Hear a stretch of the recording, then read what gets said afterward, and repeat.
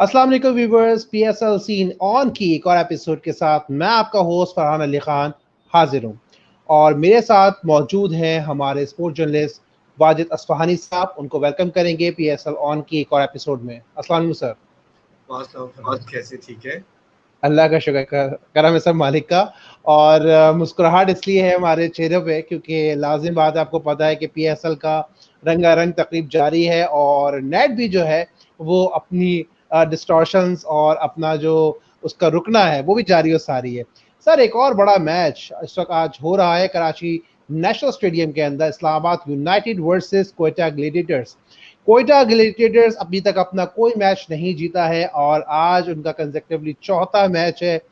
शुरू में बड़ी मुश्किलात का सामना रहा, लेकिन दाद देनी पड़ेगी सरफराज अहमद की। आज अकेले खेल रहे थे वो, लगता है 21 खिलाड़ियों के मुकाबले में, क्योंकि आज और कोई भी कोयटा ग्लेडिएटर्स का खिलाड़ी जम नहीं पाया।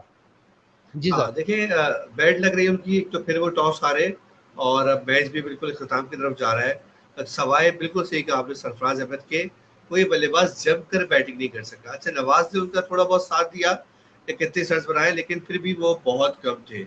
और जिस टूर्नामेंट में टीमें 200 रन करके हार रही हैं और वो 156 कोई स्कोर नहीं थे, फिर आपने देखा किस तरह इस्लामाबाद के ओपनर्स ने बुरा हाल किया उनका इब्तिदा में, और सिर्फ 6 ओवर्स में 76 रन बना लिए। तो मैच तो बिल्कुल वन साइडेड हो जी गया। जी, वन साइडेड हो गया, लेकिन अब ये आखिरी मरहल पे मैच दाखिल हो गया है। अपने नाजरीन को स्कोर के हवाले से अपडेट करते चलते हैं। 131 रन बना लिए इस वक्त इस्लामाबाद यूनाइटेड ने अगेंस्ट कोयटा ग्लेडिएटर्स। उनके 3 खिलाड़ी आउट हैं, 29 बॉल अभी भी बाकी रह गई हैं, 26 रन दरकार है। बजाय 26 रन कुछ भी नजर नहीं आते जब 7 विकेटें आपके हाथ के अंदर हों। और आज बड़ा टोटल देने में नाकाम रही कोयटा ग्लेडिएटर्स, लेकिन बज़ाहिर शुरू में ऐसा लग रहा था कि कोयटा ग्लेडिएटर्स शायद 156 रन तक भी नहीं पहुंच पाए, क्योंकि कोई भी बल्लेबाज जम के नहीं खेल पा रहा था और सरफराज जो है वो मुसलसल स्ट्रगल कर रहे थे। आज सरफराज ने इफ्तिखार अहमद की बॉल पे उनके ओवर के अंदर काफी अच्छे रन समेटे, 26 रन उन्होंने उस ओवर में समेटे। तो 6 बॉलों पे उन्होंने लगातार कंसेक्टिवली 4 सिक्सेस मारे। इस तरह से उन्होंने शर्जील खान का वो रिकॉर्ड जो है बराबर कर दिया है जो शर्जील खान लास्ट उसमें कर चुके हैं। उन्होंने भी छक्के मारे थे बॉलर को, और वो मेरे ख्याल से गालिबन वहाब रियाज थे जिनको उन्होंने शॉट्स लगाए थे। अगेंस्ट पेशावर जल्दी वो मैच हुआ था।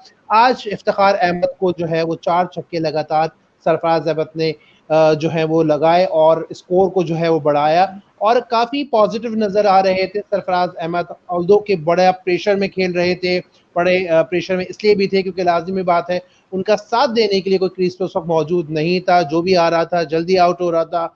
एक बड़ा मार्जिन देना चाहते थे, डेफिनेटली एक बड़ा स्कोर देना चाहते थे। सरफराज 11 की टीम देना चाहती थी, सरफराज खुद भी सोच रहे थे, क्योंकि क्रिटिक्स भी हुई और 3 लास्ट मैचेस हार गए हैं, उसका भी प्रेशर है मौजूद है। अभी तक टूर्नामेंट में कोई फतह भी हासिल नहीं करी, उसका भी यकीनन प्रेशर मौजूद है। लेकिन इन तमाम सूरत हाल के बावजूद भी सरफराज ने जो है वो अपनी 50 स्कोर करी, और ना सिर्फ 50 स्कोर करी बल्कि मैं समझता हूँ आज अपनी टीम में टॉप स्कोरर वही रहे। जी सर। अच्छा जी, कंटिन्यू करते हैं यहाँ से, क्योंकि लाजिम बात है, आपको मैंने बताया कि नेट का इशू थोड़ा सा चल रहा है और हमारे वाजिद साहब के साथ जो है उस साइड के ऊपर में खास सिग्नल्स का थोड़ा इशू हो रहा है, जिसकी वजह से हम थोड़ी थोड़ी देर बाद उनको लेते रहेंगे और यकीनन वो इस प्रोग्राम का पार्ट रहेंगे। तो दोबारा आते हैं तो इंशाल्लाह ताला कोशिश करते हैं हम दोबारा उनके साथ बातचीत कर सकें। तो स्कोर के हवाले से मैं आपको अपडेट कर दूं कि इस वक्त स्कोर 143 रन हो चुका है। इस्लामाबाद यूनाइटेड जो है वो अपनी जीत के करीब है, एक और मैच जीतने जा रहा है और उसके 3 खिलाड़ी आउट हैं। और अगर हम आज के हवाले से बात करते हैं, इवन मैं आपको ये भी बताता चलूं कि आज ऑलरेडी जो है वो इस्लामाबाद यूनाइटेड अपने 2 मैचेस जीत चुका है, 3 मैचेस खेल चुका है। आज चौथा उसका मैच है और आज का मैच का रिजल्ट भी जो है वो भी आपके सामने थोड़ी देर बाद आ जाएगा, क्योंकि 24 बॉलों का गेम बाकी रह गया और 14 रन उसको दरकार है ये मैच जीतने के लिए। तो देखना होगा कि किस तरीके से जो है कोयटा ग्लेडिएटर्स अब आगे अपने फतूहात को जारी रख पाएगी, कोई फतूहात हासिल कर सकेगी या नहीं कर सकेगी। 4 मैच उसके लिए बड़े बैडली साबित हुए हैं इस वक्त का देखा जाए तो। इस्लामाबाद यूनाइटेड, तमाम टीम्स पीएसएल की जो हैं वो अच्छा भी परफॉर्म करी हैं। उन्होंने सब टीम्स ने एक एक मैच जो है अभी तक एक टीम ने हारे हैं, लेकिन कोयटा वाहिद वो टीम है जो अभी तक अपना कोई भी मैच नहीं जीत पाई। आज उम्मीद की जा रही थी कि शायद सरफराज 11 की टीम एक जोश के साथ आएगी और अच्छा परफॉर्म करेगी। लाजमी बात है जोश था, लेकिन शायद अंडर प्रेशर हो गई, जल्दी विकेट्स गिर गई, आउट हो गई, अपने आप को स्टेबल नहीं कर पाए। और देखने में जैसे कि आ रहा है कि मुसलसल जो टीम सेकंड खेल रही है, यानी कि टॉस जीत के फील्डिंग कर रही है और सेकंड बैटिंग कर रही है, तो इस सीजन के अंदर PSL 6 के सीजन में देखने में ये चीज आई है कि वही टीम जो है वो मैच जीत भी रही है।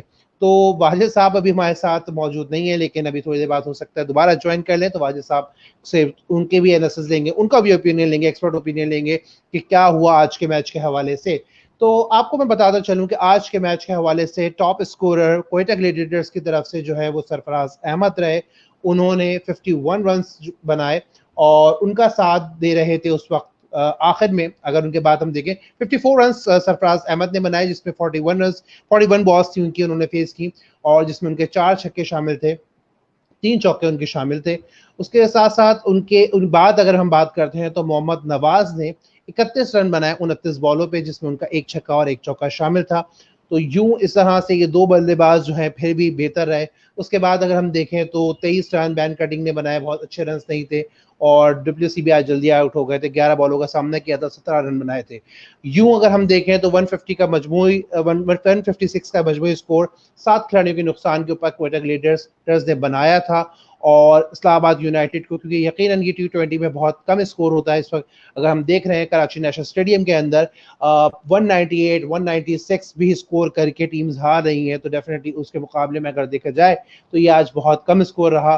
और यकीनन से खुश नहीं होंगे सरफराज, लेकिन उसके बावजूद भी टफ टाइम देने की कोशिश जरूर करी। और यहाँ हम आपको अपडेट देते चले कि चौथा खिलाड़ी इस वक्त आउट हो गया है इस्लामाबाद यूनाइटेड का। देखना होगा कि वो चौथा खिलाड़ी कौन आउट हुआ है, और शादाब आउट हो गए हैं। हसनैन बॉलर थे और कैच किया है मोहम्मद नवाज ने। तो शादाब इस वक्त आउट हो गए हैं। अच्छा उन्होंने खेला, 17 बॉलों पे 21 रन बनाए। उससे पहले आउट होने वाले बैट्समैन रोहेल थे, रोहेल नजीद, जिन्होंने 28 बॉलों पे 34 रन बनाए थे। तो आज अगर हम देखें तो स्ट्रेलिंग ने आके एक तरफ कर दिया था मैच, पॉल स्ट्रेलिंग ने आके, क्योंकि शुरू में अगर देखा जाए बहुत फास्ट खेले एलेक्स के साथ उन्होंने, स्ट्रेलिंग ने बहुत फास्ट खेला और 169 के स्ट्राइक रेट से 33 बॉलों पे 56 रन बनाए, जिसमें उनके 2 छक्के और 8 चौके शामिल थे। तो इस तरीके से ये मैच जो है वो बहुत ज्यादा स्पीडली खेला गया और आखिर में आके हमने ये देखा कि लाज़मी बात है ये मैच, क्योंकि नजर आ रहा था टोटल इतना ज्यादा नहीं था, तो लाज़मी बात है ये मैच नजर आ रहा था हमें कि ये इस्लामाबाद यूनाइटेड के हक में ज्यादा था, कोयटा के हक में ज्यादा नहीं था। और अब हम देख रहे हैं कि 22 बॉलों पे 10 रन रह गए हैं, तो 22 बॉलों पे 10 रन दरकार है। बाज़ाहिर ये लग रहा है कि मैच ये इस्लामाबाद यूनाइटेड जीत गया है और शायद 1-2 बॉल्स के बाद ही ये फैसला हो जाएगा। तो ये सूरत हाल थी। और कल ये मैच बेसिकली मनसूख हुआ था, और मनसूख इसलिए हुआ था क्योंकि कोविड की वजह से ये मैच मनसूख हुआ था। हमारे साथ दोबारा वाजिद अस्वानी साहब मौजूद हैं, उनको लेते हैं और दोबारा एक बार उनको वेलकम करेंगे PSL सीन ऑन एपिसोड 8 के अंदर। मैच एनालिसिस हमारा 12th है। अस्सलाम वालेकुम सर। वाजिद साहब आप मुझे सुन सकते हैं?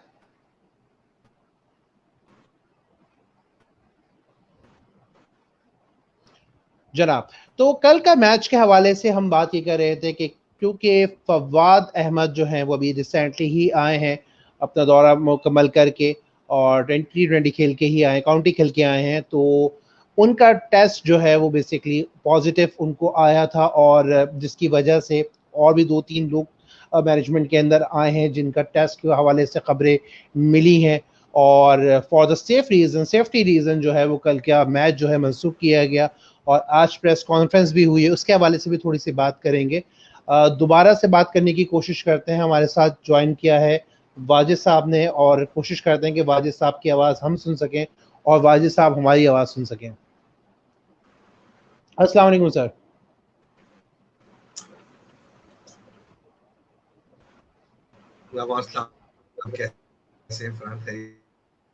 अल्लाह का शुक्र सर। मुझे लग रहा है आज हमें साइन लैंग्वेज में बात करनी पड़ेगी, जिस तरह से आपके आज नेट का इशू चल रहा है। जी सर क्या कहना चाहेंगे, कल का मैच मनसूख हुआ और आज उसको रीस्केड्यूल किया गया आज के दिन में, और एक दिन और मिला कोयटा ग्लैडिएटर्स को, लेकिन किस्मत नहीं पलट पाई, किस्मत वही रही।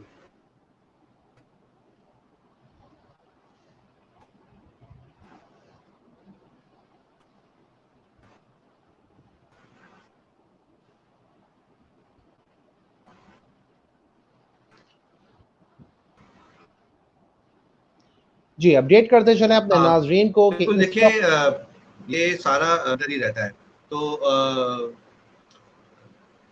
हमें आवाज फिर नहीं आ रही है आपकी। जी आप कंटिन्यू करें, मुझे आपकी आवाज आ रही है, हैंग हो रही थी।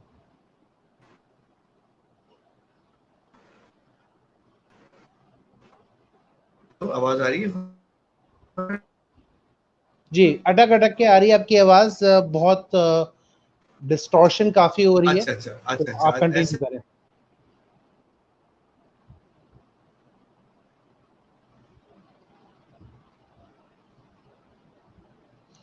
जी अपने नाज़रीन को बताते चलें कि इस वक्त 3 रन मजीद दरकार हैं इस क्या वक्त उनकी इस्लामाबाद यूनाइटेड को। जो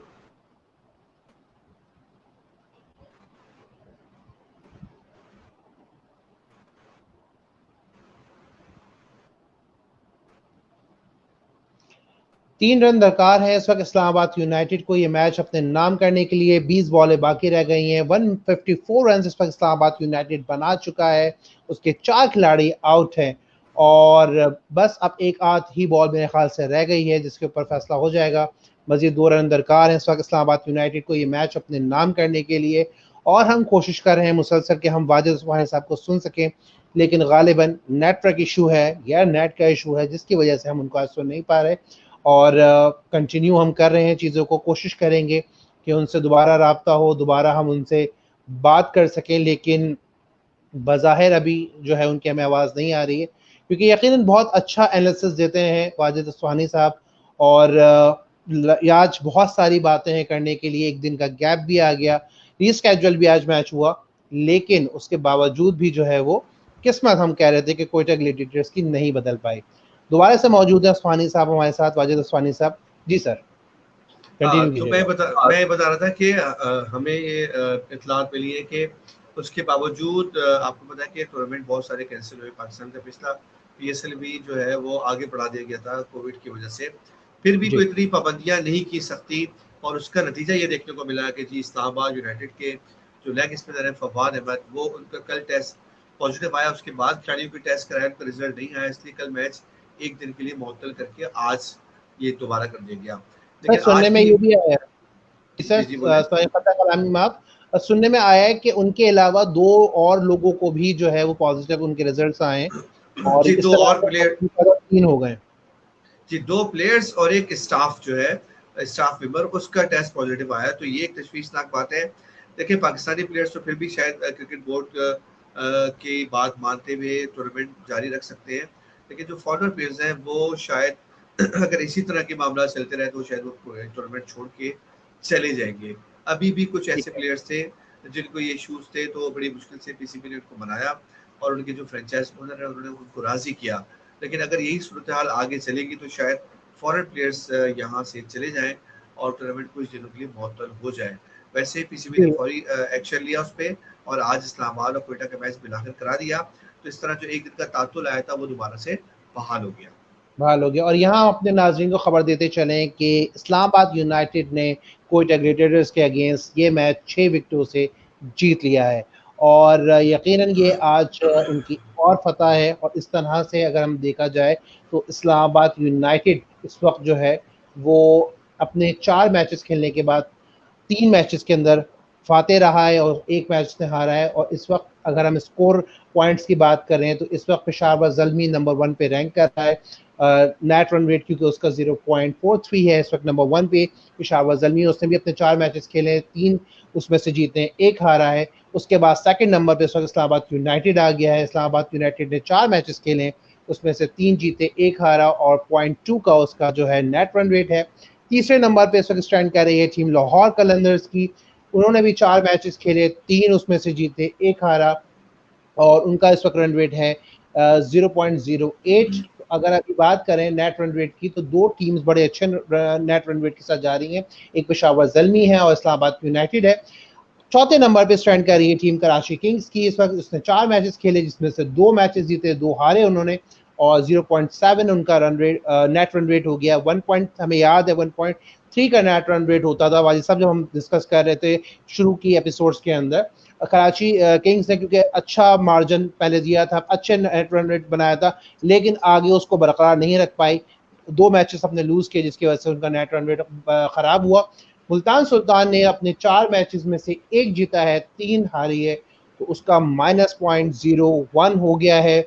और क्वेटा ग्लैडिएटर्स 4 में से कोई मैच भी अनफॉर्चुनेटली नहीं जीत पाई, तो उसने 4 मैचेस खेले, 4 के 4 हारे। इस वक्त -1.5 के अंदर इस वक्त उसका नेट रन रेट चल रहा है, जो कि बड़ा ही अफसोस लग भी रहा है, अफसोसनाक बात भी है, क्योंकि फातेह टीम रह चुकी है। हमने हमेशा परफॉर्म करते हुए देखा है क्वेटा ग्लैडिएटर्स को, फैंस हमेशा उसके हवाले से एक्साइटेड रहते हैं पेशावर ज़ल्मी को लेके, क्वेटा ग्लैडिएटर्स को लेके। तो यकीन बड़ा अफसोस इस वक्त अफसोसनाक बात भी है।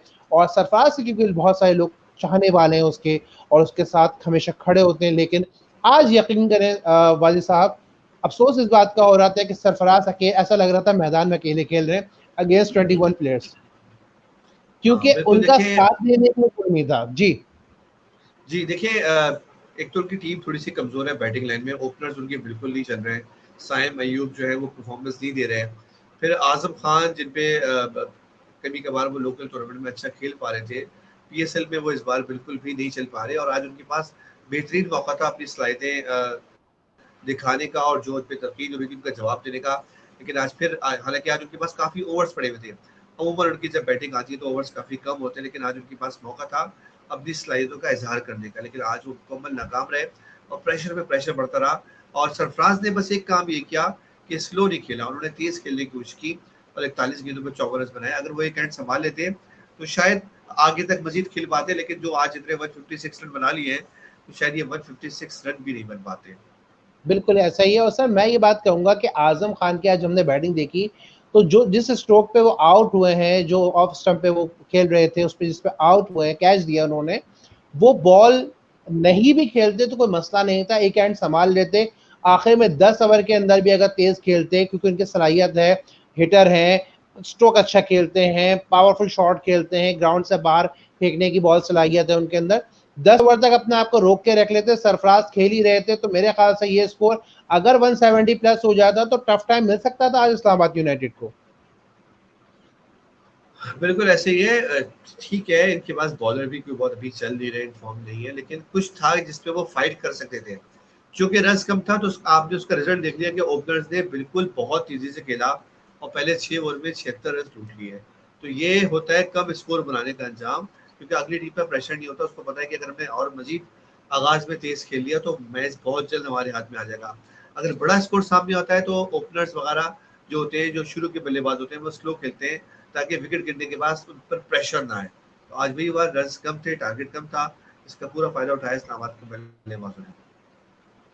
बिल्कुल ऐसा ही है। और डिप्लेसी, सर डिप्लेसी के हवाले से क्या कहेंगे? डिप्लेसी ने खेलने की कोशिश करी, लेकिन अभी तक दूसरा हम देख रहे हैं कि उनका मैच है, अच्छी परफॉर्मेंस नहीं दे पाए, क्या वजह है? हाँ, देखिए देखिए डुप्लेसी बहुत बड़ा नाम है इस वक्त और साउथ अफ्रीका के बड़े शानदार बल्लेबाज हैं और करंट टीम में खेल रहे हैं। वरना उम्र देखा गया है कि ज़्यादातर खिलाड़ी पीएसएल में वही खेल रहे होते हैं, फॉरनर्स जो अपनी अपनी नेशनल टीमों से बाहर होते हैं। तो आपने एक बड़े खिलाड़ी को, वर्ल्ड क्लास प्लेयर को टीम में शामिल किया हुआ है। ये कोयटा की मजीद बदकिस्मती है कि क्रिस गेल के बाद जो खिलाड़ी उन्होंने रिप्लेस किया है डुप्लेसी का, वो बिल्कुल नहीं चल पा रहा है। क्रिस गेल ने दोनों मैचेस में अपने बहुत अच्छा किरदार अदा किया था, लेकिन उनके जवाब में जो डुप्लेसी आए वो बिल्कुल नाकाम रहे अब तक। तो ये उनका नुकसान उठाना पड़ रहा है कोयटा को। बिल्कुल। और हम बात करते हैं सर एक और फॉरनर प्लेयर की, और हम बात करते हैं डेल स्टेन की। डेल स्टेन क्योंकि एक बहुत बड़ा नाम, बहुत अच्छे बॉलर, फास्ट बॉलर का समझे जाते हैं, और कोयटा ग्लैडिएटर्स बहुत खुश था कि जब डेल स्टेन आ रहे थे, और इवन काफ़ी उनके मद्दा भी खुश थे कि डेल स्टेन ने टीम ज्वाइन कर ली है। लेकिन ख़ास अभी तक अगर हम देखें तो अभी तक परफॉर्मेंस नहीं दे पाए डेल स्टेन। आज भी इवन काफ़ी अच्छा उन्होंने परफॉर्म नहीं किया। आज भी अगर हम देखें तो उन्होंने सिर्फ 1 विकेट हासिल करी है, 3 ओवर करवाए हैं उन्होंने, 20 रन दिए हैं और सिर्फ 1 विकेट हासिल करी है। तो क्या कहना चाहेंगे इस हवाले से? जबकि अगर हम देखें तो आखिर के उसमें आके जाहिद महमूद को रन्स पड़े, लेकिन कंपैरेटिवली उन्होंने 2 विकेटें निकाली और 2 विकेटें अहम विकेटें उन्होंने निकाली, तो दोनों को आउट किया। एलेक्स को आउट आउट किया, उसके बाद फिर उन्होंने एक और विकेट जो है वो स्ट्रेलिंग की निकाली और दोनों ही तेज खेल रहे थे, तो दोनों ही बेहतरीन विकेट उन्होंने हासिल करी। लेकिन इसके मुकाबले में अगर हम बात करें तो हमें जो है वो आज फास्ट बॉलर के हवाले से ज़्यादा पॉजिटिव रिस्पॉन्स नज़र नहीं आया कोयटा ग्लेडिएटर्स की तरफ से। देखिए डेल स्टेन आपको पता है कि बहुत बड़े बॉलर हैं और आज भी जब 17 ओवर्स इस्लामाबाद ने बैटिंग की तो सरफराज ने उनसे 3 ही ओवर्स करवाए। अब ये जो डेल स्टेन का 1 ओवर बच गया है, ये किस काम का है मुझे बताएं। जी, अगर मैच खत्म हो गया है, इस्लामाबाद ने मैच जीत लिया है और डेल स्टेन का 1 ओवर रह गया है, तो ये तो अब किसी काम का नहीं है ना। एक इससे कोयटा को कोई फायदा नहीं होगा, ना उसे बिल्कुल, पॉइंट्स मिलेगा, ना उसे नेट रन रेट अच्छा होगा। तो अगर वो डेल स्टेन को शुरू में ही उनकी स्पेल करवा लेते जब आपको मार पड़ रही थी और आपके पास ओवर्स भी थे डेल स्टेन के, तो उनके ओवर क्यों रोके थे? तो ये एक बड़ा नुकसान है। फिर भी डेल स्टेन ने आपने देखा कि 3 ओवर में सिर्फ 20 रन दिए, यानी 7 का भी इकोनॉमिकल रन रेट नहीं था उनका। अपनी अपने तौर पर उन्होंने बेहतरीन कारकर्दगी दिखाई। देखिए जितना भी बड़ा बॉलर हो, लेकिन अगर उसकी टीम ने ज्यादा स्कोर नहीं किया होगा तो वो मैच जितवा नहीं सकता। अपना थोड़ा बहुत किरदार अदा कर सकता है कम रन के मजमूए पे, और वही किया डेल स्टेन ने। उनकी अभी भी कोई बहुत अच्छी फॉर्म नहीं है, लेकिन फिर भी उन्होंने अच्छी बॉलिंग की। अपने तौर पर उन्होंने एक उम्दा 3 ओवर्स कराए और रोहित बिल्कुल। नजीर की विकेट निकाली। और बल्कि सर यहाँ पे अगर हम बात करते हैं कंपैरेटिवली कोयटा ग्लेडिएटर्स के भी, जैसे हम बात कर रहे थे कि पूरी टीम की परफॉर्मेंस होती है, कोई एक बंदा मैच नहीं जीता होता, definitely player of the tournament उस वक्त एक होता है, लीड कर रहा होता है, लेकिन ओवरऑल मजमूई तौर पे अगर हम बात करें तो पूरी टीम की एफर्ट होती है, चाहे वो बॉलर्स हों चाहे वो बैट्समैन हों। तो आज हमने इस्लामाबाद यूनाइटेड की टीम के अंदर देखा, जैसे भी हम बात कर रहे हैं कि स्टर्लिंग ने बड़ा अच्छा परफॉर्म किया, 56 रन बनाए उन्होंने 33 बॉलों के ऊपर, जिसमें उनके 2 छक्के और 8 चौके शामिल थे। उसके बाद हमने एलेक्स को देखा, एलेक्स ने अच्छे रन स्कोर किए, लेकिन अगर हम बात करते हैं तो स्ट्रेलिंग के बाद सेकंड नंबर पे हमें रोहेल नजर आए, रोहेल नजीर, जिन्होंने 34 रन बनाए 28 बॉल्स के ऊपर और उनका स्ट्राइक रेट 121 था। और उसके बाद अगर हम देखते हैं तो एलेक्स आए, फिर शादाब खान ने अच्छा स्कोर किया और फिर आसिफ अली आखिर के अंदर आके उन्होंने 10 बॉलों पे 16 रन बनाए 160 के स्ट्राइक रेट से। तो कंजेक्टिवली हम देख रहे हैं कि उनका जो बैटिंग ऑर्डर है वो परफॉर्म कर रहा है। और अगर मैं ये बात कहता हूँ कि डबल फिगर्स के अंदर आके भी रन को जोड़ रहे हैं और एक दो बैट्समैन 50 प्लस कर रहे हैं, तो स्कोर तो बन रहा है उनके एंड से।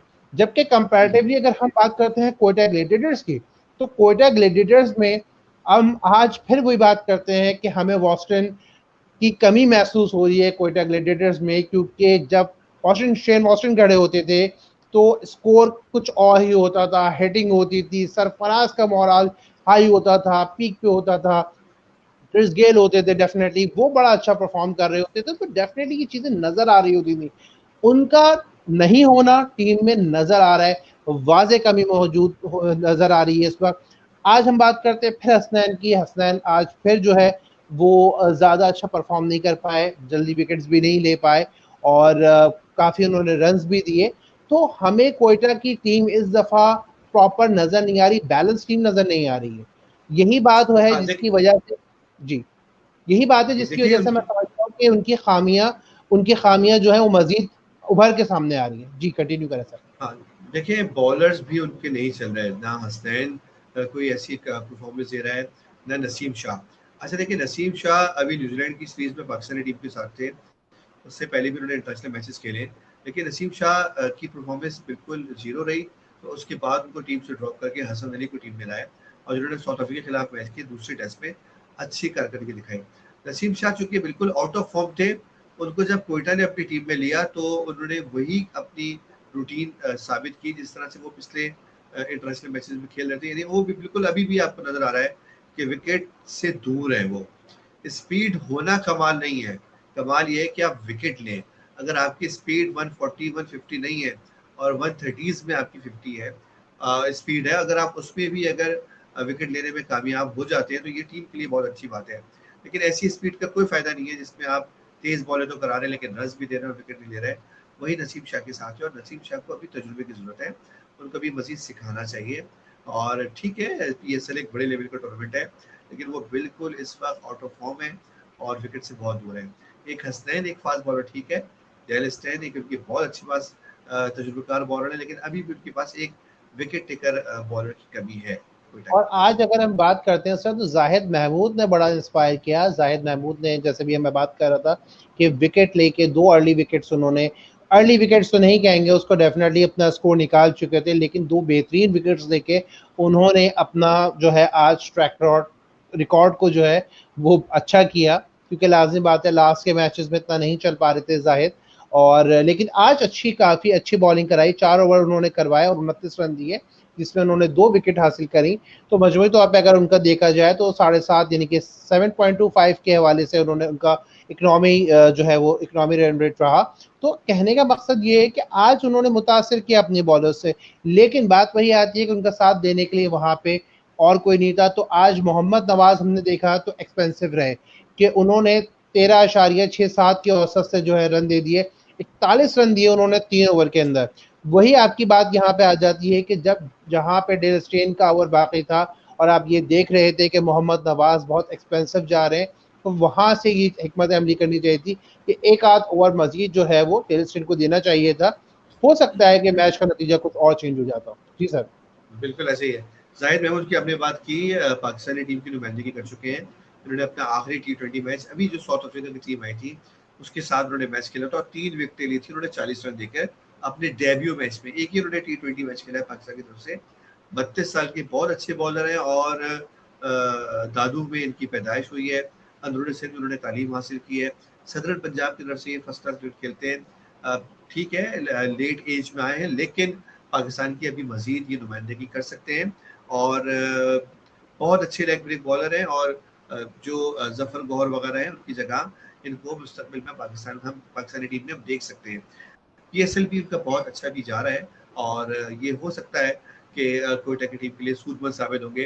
पहले कोयटा की टीम में लेग स्पिनर फवाद अहमद थे और अब ये फवाद अहमद इस्लामाबाद की टीम में चले गए, जिनका कोरोना टेस्ट पॉजिटिव आया है।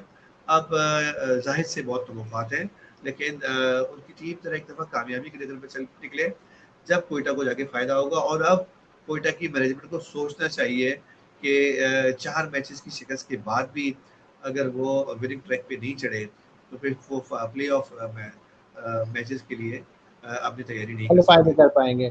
सर सोचना नहीं चाहिए, अब कुछ करना चाहिए, अब कुछ करना पड़ेगा उनको, क्योंकि सोचने का टाइम चला गया, अब करने का टाइम है, क्योंकि आगे मैचेस अब इतने बाकी नहीं रहे।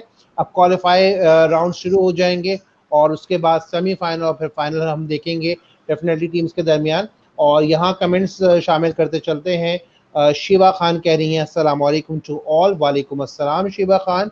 और सलमा सैयद कह रही हैं अस्सलाम वालेकुम, कैसे हैं आप हजरात? अल्लाह का शुक्र है सलमा, वालेकुम अस्सलाम, हम ठीक हैं। और वाजिद साहब भी आपके सामने ही हैं, मैं भी आपके सामने ही हूँ। और शाजिया हैदर कह रही हैं अस्सलाम वालेकुम। वालेकुम अस्सलाम शाजिया हैदर, प्रोग्राम के साथ जुड़ने के लिए। PSL सीन ऑन की ये एक और एपिसोड है, एपिसोड 8। 12 मैच का एनालिसिस चल रहा है। आज मैच खेला गया Islamabad United versus Quetta Gladiators के दरमियान, उसके हवाले से हम बातचीत कर रहे हैं। सर एक और जहां हम बात कर रहे हैं कोयटा ग्लैडिएटर्स के बॉलर की, यही आज बॉलिंग इस्लामाबाद यूनाइटेड की जानिब से बहुत अच्छी बॉलिंग कराई गई, उसके हवाले से भी थोड़ा सा चाहेंगे कि हम बात करें। और क्योंकि इस्लामाबाद यूनाइटेड ने जो है वो सिर्फ बैटिंग ही अच्छी नहीं करी, बल्कि बॉलिंग भी अगर हम बात करें तो बहुत अच्छी करी है। आज मुतासर कुन बॉलिंग करी है हसन अली ने भी, और हसन अली को यहाँ पे दाद देनी पड़ेगी कि आज उन्होंने 2 विकेटें जल्दी निकाल दी थी। और इवन हसन अली, फ़हीम अशरफ दोनों आज बहुत अच्छे फॉर्म में नजर आए। फ़हीम अशरफ ने भी काफ़ी अच्छा क्या कहते हैं आज ओवर करवाए, इवन 11 रन दिए सर उन्होंने 4 ओवर्स के अंदर। तो बहुत ही अच्छा स्पेल, बहुत ही बेहतरीन स्पेल, मेरे ख्याल से इससे बेहतरीन स्पेल उन्होंने अपने PSL के किसी भी टूर्नामेंट में नहीं करवाया होगा जो उनका स्पेल आज गया है। 4 ओवर में 11 रन देके 2.75 का एवरेज रेट से रन रेट दिए, वो अपने उन्होंने रन दिए, और जिसमें उन्होंने 3 विकेट्स हासिल करी, 3 इंतहाई अहम विकेट्स उन्होंने हासिल करी। और जब ही आउट क्लास कर दिया आज कोयटा ग्लैडिएटर्स को। पहली विकेट उन्होंने नहीं जी मैं बताता चलूं सर, पता बोलो कलामी मार्क, पहली विकेट उन्होंने कैमरॉन डेलपोर्ट की ली थी और जिनको उन्होंने बोल्ड किया था। उसके बाद हमने देखा कि उन्होंने विकेट जो है वो आजम खान की ली, जिनको जो कैच आउट हुए, इफ्तिखार अहमद ने उनका कैच लिया। फिर तीसरी विकेट उन्होंने LBW किया सरफराज अहमद को, और ये 3 इंपॉर्टेंट अहम विकेटें थी जो यकीनन अगर ये जम जाते, तीनों बल्लेबाज अगर जम जाते, सही तरीके से पार्टनरशिप बना लेते, तो यकीनन इस मैच का फैसला आज कुछ मुख्तलिफ होता और आज ये मैच शायद कोयटा ग्लैडिएटर्स जीत जाता, जो कि नहीं हो सका। जी सर। बिल्कुल ऐसी है। अच्छा, फ़हीम अशरफ पहले भी बॉलिंग करा चुके हैं अच्छी। 2019 के सीजन में उन्होंने लाहौर कलंदर के खिलाफ 6 विकेट ली थी 19 रन देके, और वो भी बेस्ट बॉलर नहीं थी, रवि गोपारा की बेस्ट बॉलिंग है 616 रन देके। लेकिन आज अगर इस्लामाबाद मैच जीता है ना, तो वो हम कह सकते हैं कि वो इस्लामाबाद अपनी बॉलिंग से जीता है। आपने बिल्कुल सही कहा, जी हसन अली की बहुत अच्छी बॉलिंग थी, फ़हीम अशरफ की बहुत अच्छी बॉलिंग थी, और इन दोनों बॉलर्स ने ना सिर्फ विकेटें दी बल्कि उन्होंने रन्स बहुत कम दिए। तो उससे ये हुआ कि एक तरफ से उन्होंने विकेट भी कराते रहे, दूसरी तरफ से उन्होंने रन्स भी नहीं बनने दिए, तो ये उनका एडवांटेज था। मूसा आज थोड़े महंगे रहे उनके, उन्होंने 39 रन दिए, और शादाब अच्छे रहे, ठीक है, उन्होंने अराउंड 6 की इकोनॉमिकल रन रेट से 1 विकेट ली। इफ्तिखार अहमद को खूब मारा आज, और बकौल आपके के 4 चौके रसीद किए सरफराज ने, तो 28 रन उन्होंने दिए। लेकिन फिर भी ओवर मजमूई रन चूंकि कम थे 156, वैसे तो 156 पे रन टीम जीत जाती है, 156 बना के भी T20 में, लेकिन अगर चूंकि कोयटा बॉलर के अच्छे हों तो। बॉलर्स अभी बिल्कुल बिल्कुल ऐसे ही है जी। लेकिन वाकई आपने बिल्कुल सही बात कही कि आज जिस तरह से आउटस्टैंडिंग बॉलिंग का मुजाहरा किया इस्लामाबाद यूनाइटेड ने, ना सिर्फ बॉलिंग का मुजाहरा बल्कि मैं कहूँगा फील्डिंग का मुजाहरा बहुत अच्छा था, बहुत अच्छे रन रोके, बाउंड्रीज रोकी उन्होंने। आसिफ अली ने बहुत अच्छी बाउंड्री रोकी थी सर्कल के अंदर, और बाउंड्रीज के ऊपर बहुत अच्छा परफॉर्म किया गया। फील्डिंग, बैटिंग, बॉलिंग, ये तीनों फील्ड्स के अंदर, तीनों उसके अंदर कैटेगरीज के अंदर आउटस्टैंडिंग परफॉर्मेंस रही आज इस्लामाबाद यूनाइटेड की। तो यकीनन फतह की हकदार थी आज इस्लामाबाद यूनाइटेड, क्योंकि तीनों शोबों के अंदर बहुत अच्छा परफॉर्म किया। वेल्डन इस्लामाबाद यूनाइटेड, आपसे आगे भी यही तवक्कात है कि आप आगे भी इसी तरह से एंटरटेनमेंट हमें प्रोवाइड करेंगे और अच्छा परफॉर्म करके हमें और हमारे नाजरीन को जो है हमेशा इस तरह से खुश रखेंगे।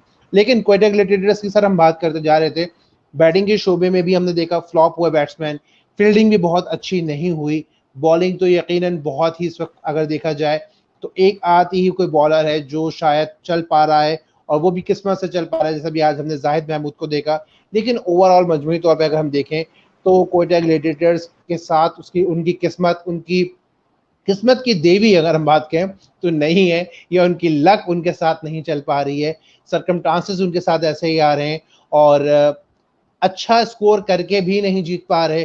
कम स्कोर को तो डेफिनेटली वो डिफेंड नहीं कर पा रहे। लेकिन आज यकीनन कोशिश करी थी सरफराज अहमद ने, जोश में भी थे, कुछ कोशिश भी कर रहे थे, कि स्ट्रगल भी कर रहे थे, नजर आ रही थी उनकी स्ट्रगल, लेकिन बदकिस्मती के साथ आज भी उनको सफलता नहीं मिली, और आज का मैच भी कोयटा ग्लैडिएटर्स नहीं जीत पाया, और आज का भी अहम मैच उसके हाथ से निकल गया। जी सर, क्या कहेंगे?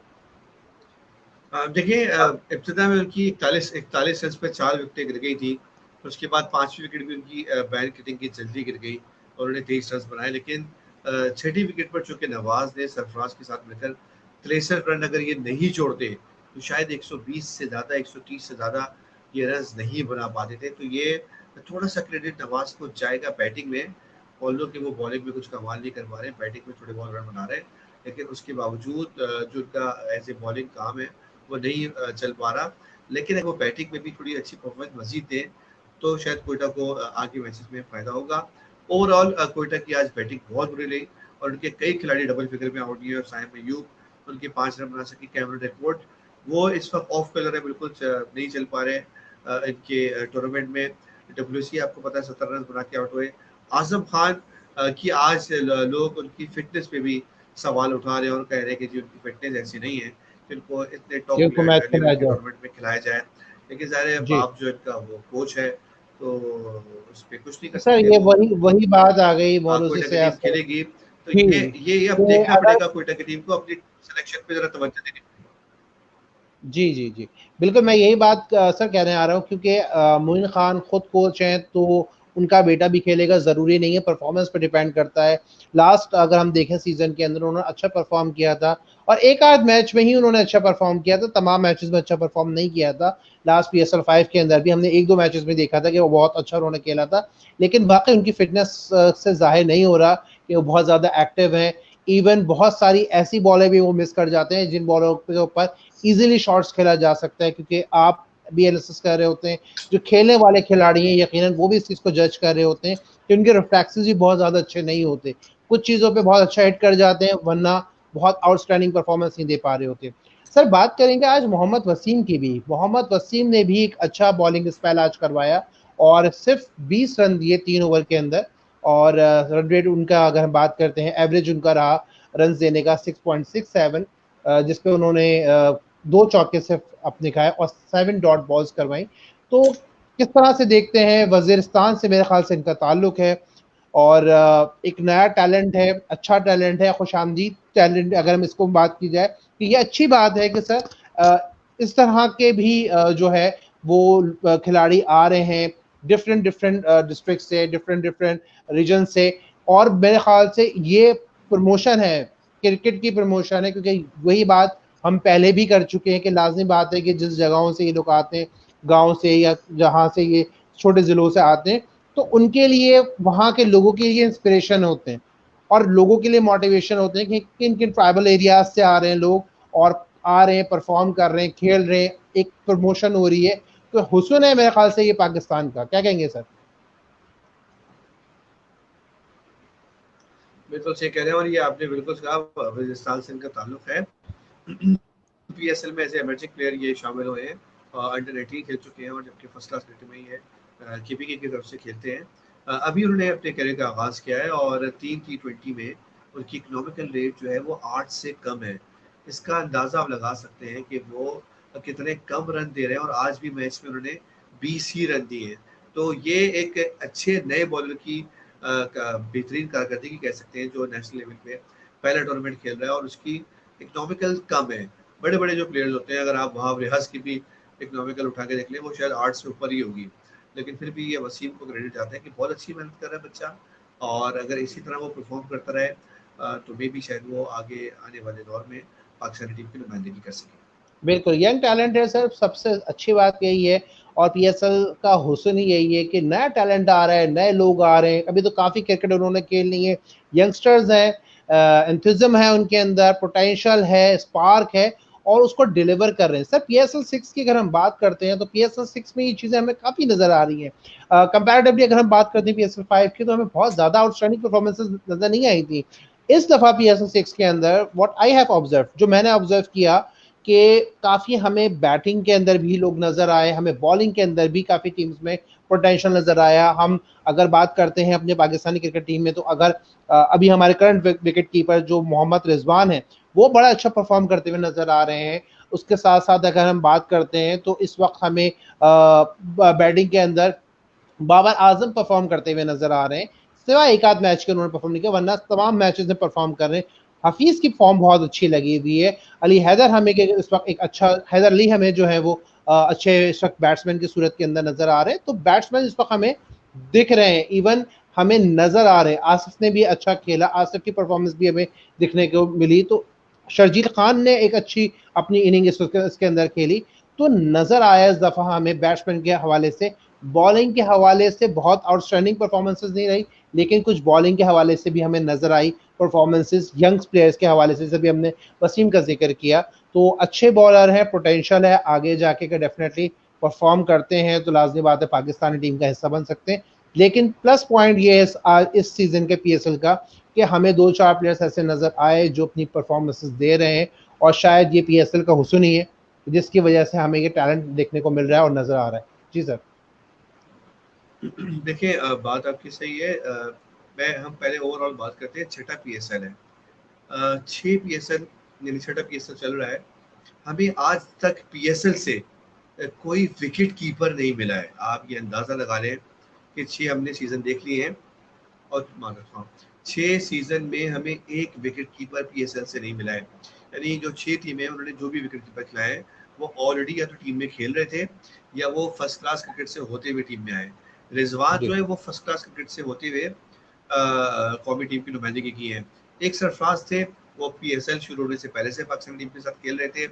उमर अकमल पहले से खेल रहे थे, कामरान अकमल पहले से खेल रहे थे। यानी हमें असल में जो इस तरह की जो लीग्स होती है उसके 2-3 फायदे होते हैं। जब आप अपने होम ग्राउंड पे टीम करा रहे होते हैं तो जो क्राउड देख रहा होता है, जो बच्चे देख रहे होते हैं, उनमें जज्बा पैदा होता है और वो फिर इस तरह की चीज़ें अपने क्रिकेट खेलते हैं कि हमें पाकिस्तानी टीम की नुमाइंदगी करनी है या अपनी नेशनल टीम की नुमाइंदगी करनी है। इस तरह के टूर्नामेंट से आपके मुल्क के ग्राउंड्स की हालत बेहतर होती है, चाहे उसमें पैसा लगता है, सीटें सही होती हैं, पिचेस पे तैयारी होती है, थोड़ा सा उस पर रंग रोगन होता है, तो उससे ग्राउंड नगर के सामने आते हैं। अच्छा, एक तीसरी चीज़ होती है कि आपके पास प्लेयर्स सामने आए। विकेट कीपर के शोबे में आप ले लें, स्पिनर आपके पास शादाब आया है पीएसएल से, नवाज कह सकते हैं आप पीएसएल से आया है, या एक आध और कोई स्पिनर है।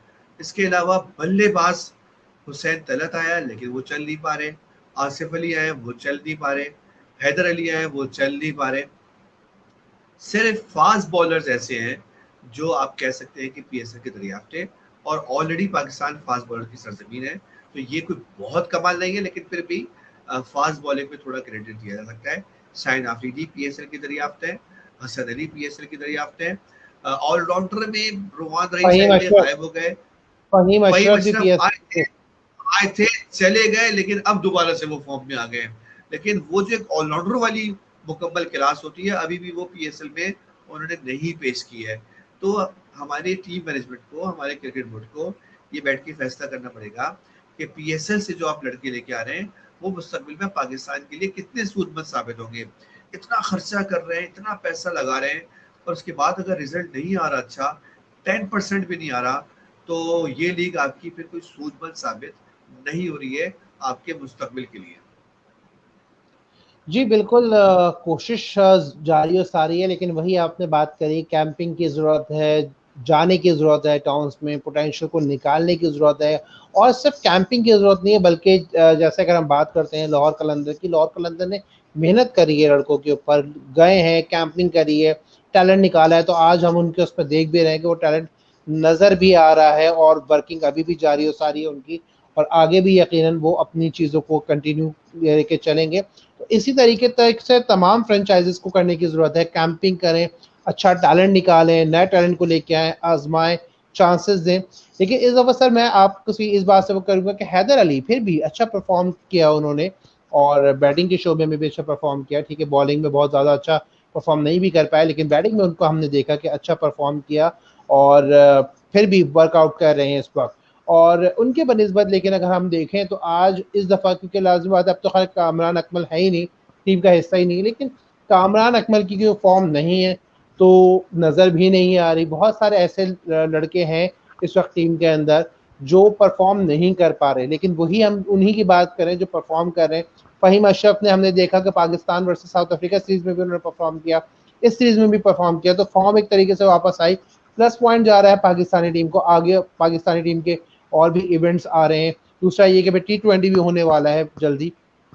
तो कहने का मकसद सिर्फ यही है कि अच्छी बात है, प्लस पॉइंट है, फॉर्म वापस आती है, ये टीम के लड़के एक कॉम्बिनेशन बनता है, कॉम्बिनेशन के साथ आगे आते हैं, तो यकीनन इसका फायदा पाकिस्तान को हो सकता है। बिल्कुल ऐसे ही है, और आगे मैचेस हैं, नए लड़के खिलाए वो टीम तो में, ये आपकी जो आवाज़ एमर्जिंग स्लो आ प्लेयर रही हैं। है, आपकी आवाज़ हाँ, स्लो आ रही है। ये जो एमर्जिंग प्लेयर्स हैं, बतौक़्क़ो है कि ये इंशाल्लाह आगे चल के पाकिस्तान का मुस्तक़बिल बन सकते हैं। इन एमर्जिंग प्लेयर से बहुत तवक्को की जा सकती है। रुहेल नज़ीर अंडर 19 के कैप्टन रहे, वो आज उन्होंने 34 रन की इनिंग खेली है, वो आगे जाके मजीद अच्छा परफॉर्म कर सकते हैं। तो एमर्जिंग प्लेयर से कुछ तवक्को की जा सकती है कि वो आगे जाके पाकिस्तान का नाम रोशन करें। ठीक है, कल के मैच के हवाले से सर बात कर लेते हैं। कल क्योंकि एक दिन का गैप आ गया, कल का मैच आज ही स्केड्यूल हो गया, कल 3 मार्च है, तो कल एक और बड़ा मैच है 2 बजे, बल्कि कल एक नहीं 2 मैचेस हैं सर।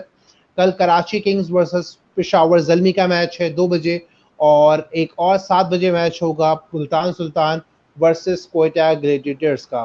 तो दोनों टीमें अपनी रैंकिंग में अगर देखा जाए तो आखिरी नंबर पे ही आ रही हैं, एक 5वें पे आ रही है तो दूसरी 6ठे के ऊपर आ रही है। लेकिन अगर हम बात करते हैं, कोई मुल्तान सुल्तान को एज हासिल ये है कि वो एक मैच जीत चुकी है, और कोयटा अपना कोई भी मैच नहीं जीती है। तो दोनों मैचेस के हाल से बात करते हैं। जानना चाहूँगा आपसे कि Karachi Kings versus Peshawar Zalmi, Peshawar Zalmi comparatively थोड़ी स्ट्रॉन्ग नज़र आ रही है अभी तक के टूर्नामेंट के अंदर, लेकिन कराची किंग्स भी जो है वो हल्की टीम नहीं है। उनके पास बाबर आजम जैसे बैट्समैन भी हैं, शर्जील खान जैसे बैट्समैन भी हैं, और अगर हम बात करते हैं बॉलिंग की तो आमिर भी हैं उनके पास, और बाकी बॉलर्स भी जो है वो अच्छा परफॉर्म कर रहे हैं। तो अगर हम बात करते हैं कि कल के मैच के हवाले से, और पेशावर जल्बी के पास भी बैट्समैन और बॉलर्स की कमी नहीं है, वहाँ रियाज उनके पास अच्छे बॉलर इस वक्त मौजूद हैं। उसके साथ साथ अगर हम बात करते हैं तो उनके पास बैट्समैन भी बहुत अच्छे मौजूद हैं इस वक्त, जो परफॉर्म कर रहे हैं, ना सिर्फ परफॉर्म कर रहे हैं बल्कि आगे भी लेके जा रहे हैं। ठीक है, उनके ओपनर्स अच्छा नहीं परफॉर्म कर पा रहे इनामुल हक और कामरान, लेकिन उसके बाद अगर हम देखें तो उनके पास जो बैट्समैन आगे खड़े होते हैं, चाहे वो हैदर अली हो, ये अच्छे के कहते परफॉर्मेंस दे रहे हैं। क्या कहना चाहेंगे? हाँ देखिए, कराची का नुकसान ये है कि अब इसके 4 मैच में 4 पॉइंट हैं। उसे कल लाजमी ये फतह हासिल करनी होगी, जबकि पेशावर जो है वो ऑलरेडी 6 पॉइंट्स के साथ टॉप पर है, उसका नेट रन रेट भी अच्छा है। तो कराची चूंकि उस पर दबाव इसलिए ज़्यादा है कि वो दिफाई चैंपियन भी है, और दिफाई चैंपियन होने के नाते उसके पास टीम में बड़े खिलाड़ी भी है। पाकिस्तानी टीम का कप्तान उसके पास है बाबर आजम, और वो अच्छी फॉर्म में है। उसके बाद भी कराची की टीम का पॉइंट टेबल में चौथा नंबर, ये थोड़ी एक तशवीशनाक बात है कराची के लिए। तो कल कराची को चाहिए कि वो ये मैच जीत के पॉइंट टेबल पे एटलीस्ट 6 पॉइंट्स करे, उसकी ख्वाहिश होगी। जबकि पेशावर ये चाहेगा कि वो मैच ना सिर्फ जीते बल्कि पॉइंट टेबल पे 8 पॉइंट के साथ, और जो प्ले ऑफ मैचेस हैं उसके लिए वो मजबूत उम्मीदवार बन जाए, मजबूत टीम बन जाए।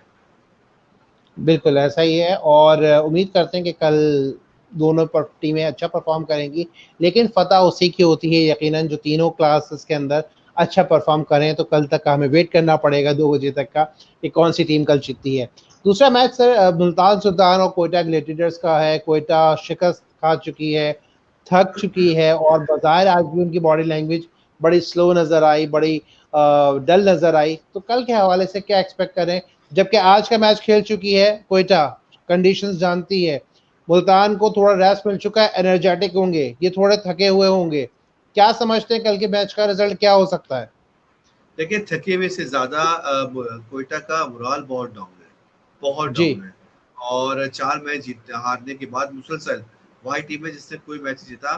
तो कल तो वो डू एंड डाई की पोजीशन में होंगी, और सबसे बड़ी बात, कल सरफराज और रिजवान की टीम का मुकाबला है। और रिजवान बिल्कुल इस वक्त टॉप फॉर्म में है, 231 रन बनाकर सरफहरिस्त है। जबकि सरफराज की भी बहुत अच्छी बैटिंग है, और उनका चौथा नंबर है, और 182 रन बना चुकी है अब तक 2 टूर्नामेंट में। लेकिन उनके इन 182 का कोयटा को कोई फायदा नहीं हो रहा। रिजवान की बैटिंग से मुल्तान एटलीस्ट मैच जीत रही है। तो कल 2 चीजें होंगी, मुल्तान और क्या नाम है कोयटा में से, ये टीमों का भी मुकाबला है और ये प्लेयर्स का भी मुकाबला है।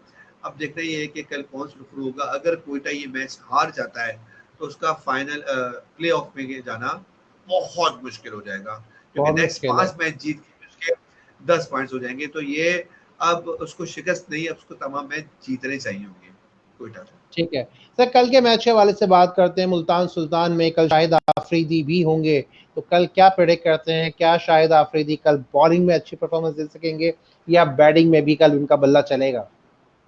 देखिए, शाहिद आफरीदी का तो अभी वो मैच खेल भी रहे होते ना, उनकी अगली ओवर में बैटिंग आ रही होती, तो कोई पेशगोई नहीं कर सकता था कि वो क्या परफॉर्म करेंगे। शायद शाहिद आफरीदी खुद भी अपने बारे में नहीं बता सके, हमने जितनी भी उनकी इंटरेस्टिंग क्रिकेट देखी है। तो मुल्तान की टीम की तो ख्वाहिश होगी कि जी शाहिद आफरीदी चलें बैटिंग बॉलिंग उसमें, लेकिन शाहिद आफरीदी कोई इतनी खास कारकर्दगी नहीं दिखा रहे, और उन पर उंगली उठ रही है कि शायद वो लीग क्रिकेट छोड़ दें। लेकिन ज़ाहिर है पैसा बहुत है इन लीग्स मुकाबले में, तो जब तक उनकी फिटनेस है वो अपना खेल जारी रखेंगे। जी। मुनव्वर सुल्ताना साहिबा कह रही हैं अस्सलाम वालेकुम। वालेकुम अस्सलाम मुनव्वर सुल्ताना साहिबा, आपका हमारे साथ जुड़ने के लिए। पीएसएल सीन का ये आज का मैच एनालिसिस था, आज के लिए सिर्फ इतना ही।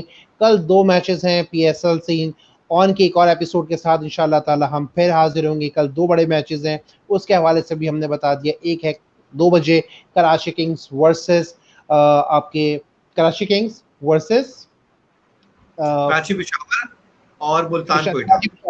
Yes sorry, Karachi Kings versus Peshawar Zalmi, और मुल्तान सुल्तान वर्सेस कोयटा ग्लेडिएटर्स। इतनी सारी टीम्स चल रही होती हैं, सम टाइम हो जाता है याद आने से। तो दोनों बड़े मुकाबले हैं कराची नेशनल स्टेडियम के अंदर होंगे, और ये भी बताते चलें कि 7 मार्च तक जो है वो कराची नेशनल स्टेडियम के अंदर ये मैचेस जारी और सारी रहेंगे। उसके बाद ये मैचेस जो हैं वो कज़ाफ़ी स्टेडियम लाहौर चले जाएंगे, और 7 तारीख तक आप यहाँ एंजॉय कर सकते हैं कराची नेशनल स्टेडियम में।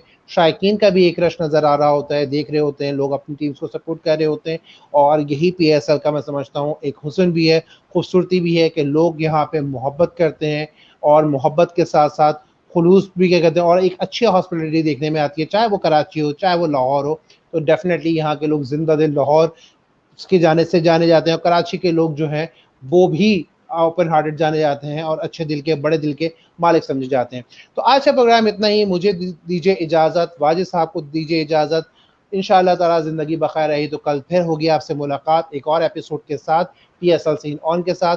स्क्रीन पे चलते हुए नंबर पे हमने ब्रांडिंग के हवाले से अपनी दोबारा अनाउंसमेंट करते चले कि अगर आप PSL सीन ऑन के अंदर अपनी ब्रांडिंग चाहते हैं, करवाना चाहते हैं, किसी भी हवाले से एडवर्टाइजमेंट करवाना चाहते हैं, स्क्रीन पे चलते हुए नंबर्स को नोट डाउन कर लीजिए, यहाँ अपनी क्यूरी रेज कीजिए, हमारी टीम आपसे रब्ता करेगी और जो भी आपको एडवर्टाइजमेंट या ब्रांडिंग के हवाले से अपॉर्चुनिटीज़ होंगी उसके हवाले से आगाह कर दिया जाएगा। मुझे दीजिए इजाज़त, इंशाअल्लाह ताला कल फिर मुलाकात होगी। अपना बहुत सारा ख्याल रखिएगा। पाकिस्तान जिंदाबाद।